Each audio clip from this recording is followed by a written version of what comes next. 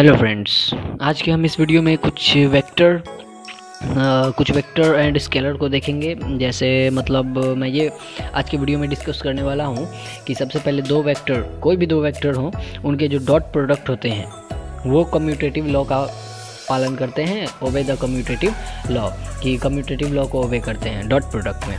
लेकिन cross product में commutative law को ओबे नहीं करते हैं। क्या कारण है इसके पीछे, सबसे पहले हमें वो जानना होगा। तो सबसे पहले वो हमें जानने के लिए सबसे पहले में क्या करना होगा कि सबसे पहला तो आसान है कि जो डॉट प्रोडक्ट है वो कम्यूटेटिव लॉ का पालन क्यों करता है।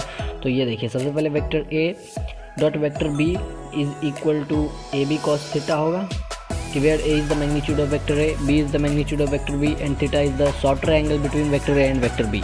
ए जो है वेक्टर ए का मैग्नीट्यूड है, बी जो है वेक्टर बी का मैग्नीट्यूड है, एंड थीटा जो है वो हम सब जानते ही हैं कि वेक्टर ए एंड बी के बीच का शॉर्टर एंगल है, सबसे छोटा सा एंगल है।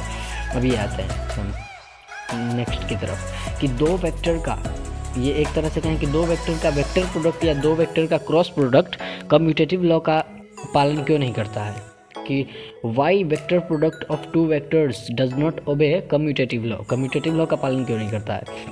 अब इसे समझने के लिए हमें सबसे पहले क्या करना होगा कि सबसे पहले हम इसका LHS लेते हैं। जैसे vector A cross vector B है, दिया हुआ है। अब इसका हमें क्या जानना है, सबसे पहला चीज़ कि ये क्या है। सबसे पहले ये एक वेक्टर प्रोडक्ट है, यानी कि इन दोनों का हम यदि मल्टीप्लिकेशन करते हैं, क्रॉस प्रोडक्ट जब हम करते हैं तो ये कुछ भी निकलेगा, जैसे कोई भी वेक्टर निकलेगा, ये कभी भी स्केलर नहीं निकलेगा, ये एक वेक्टर निकलेगा। जो वेक्टर क्या कंटेन करेगा, मैग्नीट्यूड कंटेन करेगा और डायरेक्शन भी कंटेन करेगा। जबकि जो डॉट प्रोडक्ट है वो स्केलर प्रोडक्ट निकालता है, जिसके कारण उसके पास सिर्फ मैग्नीट्यूड होगा जो कि इसके बराबर होता है। लेकिन यहाँ जो है ये वेक्टर प्रोडक्ट है, वेक्टर प्रोडक्ट है, और वेक्टर प्रोडक्ट का प्रोडक्ट जो होगा हमेशा वेक्टर होगा, और ये इस वेक्टर में मैग्नीट्यूड और डायरेक्शन दोनों होगा, जैसा कि मैं अपने पिछले वीडियो में डिस्कस कर चुका हूँ। तो यहाँ वेक्टर सी बनता है। अब इस वेक्टर सी का मैग्नीट्यूड जब हम देखते हैं तब तो ये ए बी साइन थीटा हो जाएगा, जो कि बिल्कुल सही है। और जबकि दूसरे तरफ हम आते हैं यहाँ RHS में, तो RHS में vector B cross vector A है, तो इसे हम मान लेते हैं क्या, वेक्टर डी, कि मान लेते हैं कि ये प्रोड्यूस करता है वेक्टर डी, कोई भी वेक्टर डी है। अब हम क्या करते हैं कि वेक्टर डी का मैग्नीट्यूड देखते हैं, वेक्टर डी का मैग्नीट्यूड। तो वेक्टर डी का जब हम मैग्नीट्यूड देखते हैं तब वो आता है कि ए बी साइन थीटा या बी ए साइन थीटा लिख सकते हैं, कि बी ए साइन थीटा, बी ए साइन थीटा। तो सेम है, दोनों तो सेम है कि यहाँ पर कि दोनों का तो मैग्नीट्यूड सेम है। यहाँ पर vector A cross vector B का भी मैग्नीट्यूड देखते हैं तो ए बी साइन थीटा आता है, vector B cross vector A का भी मैग्नीट्यूड देखते हैं तो बी ए साइन थीटा होता है। तो इस हिसाब से तो ये कम्यूटेटिव लॉ का पालन करना चाहिए। लेकिन एक चीज़ हम यहाँ क्या भूल रहे हैं कि किसी भी दो वेक्टर का जो क्रॉस प्रोडक्ट होता है वो एक वेक्टर होता है, और वेक्टर मैग्नीट्यूड के साथ क्या कंटेन करता है, डायरेक्शन कंटेन करता है। तो यही डायरेक्शन का दोनों में अंतर पड़ जाता है, दोनों में डायरेक्शन का अंतर है, इसलिए यहाँ कम्यूटेटिव लॉ का पालन नहीं करेगा। जैसे vector A cross vector B है। अब सबसे पहले हमें इस चीज़ को समझने के लिए एक फिगर समझना होगा। जैसे मान लेते हैं कि ये vector A and vector B है, कि वेक्टर ए वेक्टर बी।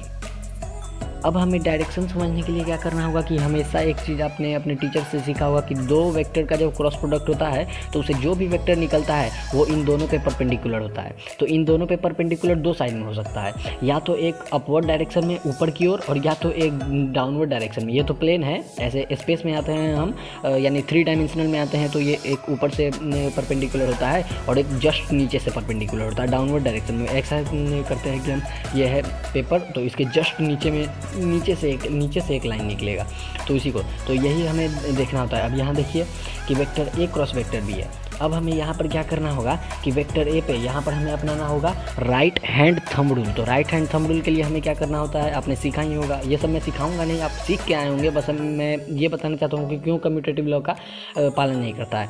अब हमें vector A cross vector B है, तो वेक्टर सबसे पहले आपने सीखा होगा राइट हैंड थंब रूल में कि जो आगे वेक्टर रहता है उस पर अपना चारों उंगलियों को रखते हैं। तो इस प्रकार जब हम चारों उंगलियों को वेक्टर ए पे रखते हैं, वेक्टर ए पे जब हम चारों उंगलियों को रखते हैं और नीचे की ओर जिस तरफ वेक्टर बी है अगला वेक्टर जिस तरफ है उसी तरफ हम अपने चारों उंगलियों को जब मोड़ते हैं तो अंगूठे का डायरेक्शन जिस तरफ होता है, देखिए यहाँ अंगूठे का डायरेक्शन डाउनवर्ड डायरेक्शन में है, इसलिए जो वेक्टर सी का होगा डायरेक्शन वो डाउनवर्ड डायरेक्शन में होगा।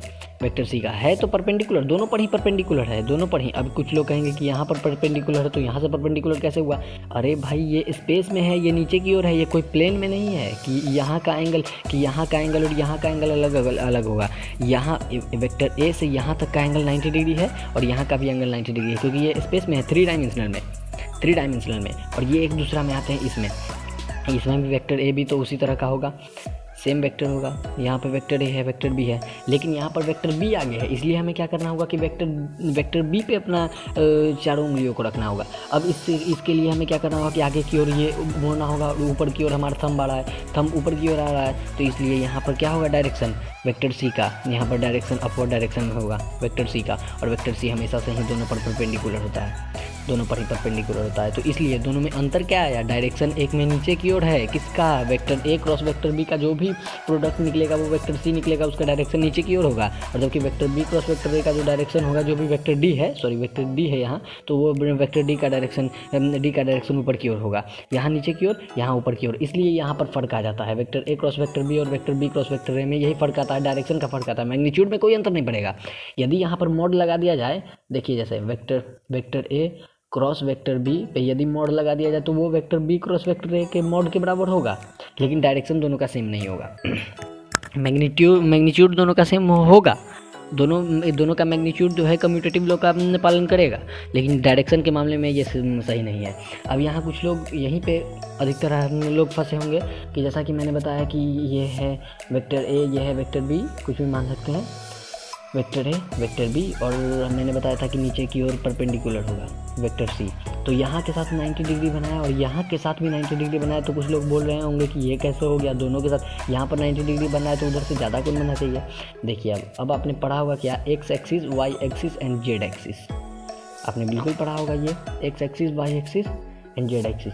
ये जो जेड एक्सिस होता है जो हमें दिखाया जाता है कि नीचे की ओर होता है, वो जेड एक्सिस असल में इस प्रकार से होता है, वो जेड एक्सिस ऊपर की ओर होता है, इसलिए इसके साथ भी ये 90 डिग्री का कोण बनाएगा और इसके साथ भी 90 डिग्री का कोण बनाएगा। बस यही है, ये यहाँ पे नहीं है, ये इस समय डाउनवर्ड डायरेक्शन में है, यानी इस कागज़ के हम पीछे करेंगे, पीछे की ओर नीचे की ओर रखेंगे, जबकि यहाँ पे ये इस तरह का है, यहाँ पर ये इस तरह का है जैसा कि यहाँ पर रखा गया था।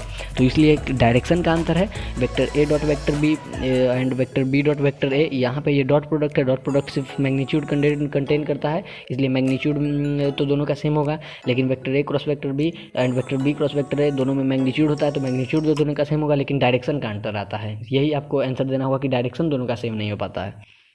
Thank you for watching my video.